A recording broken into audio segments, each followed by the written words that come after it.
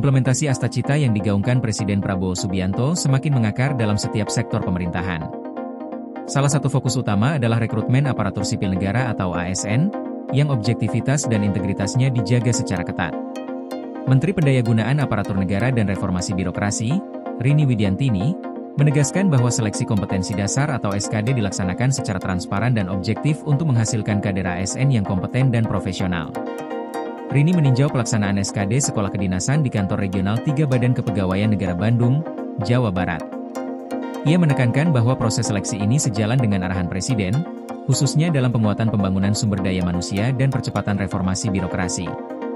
Tujuannya adalah membentuk ASN yang adaptif, profesional, dan mampu memberikan dampak nyata bagi pelayanan publik. Pelaksanaan SKD menggunakan sistem Computer Assisted Test atau CAT, metode modern yang telah diterapkan lebih dari 1 dekade.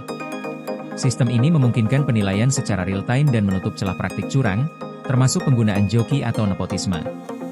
Setiap peserta diuji melalui tes wawasan kebangsaan, tes inteligensi umum, dan tes karakteristik pribadi, dengan total 110 soal yang harus diselesaikan dalam waktu 100 menit.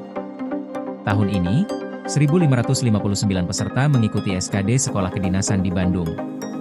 Pelaksanaan SKD secara nasional berlangsung dari 11 hingga 26 Agustus 2025, dengan pengumuman hasil oleh instansi masing-masing pada 27 hingga 31 Agustus.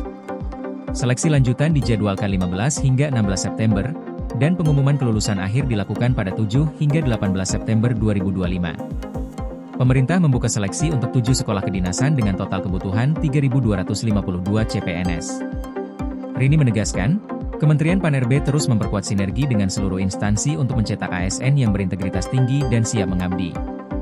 Presiden menekankan bahwa pembangunan SDM adalah prioritas utama bangsa, dan hal itu dimulai sejak proses seleksi yang transparan, adil, dan akuntabel. Dengan demikian, rekrutmen ASN menjadi fondasi penting bagi tercapainya birokrasi yang profesional dan pelayanan publik yang berkualitas. PLN UIPSBU lakukan sosialisasi besaran kompensasi ROW jaringan 150 kafe Blampidi Tapak Tuan guna hadirkan listrik untuk rakyat.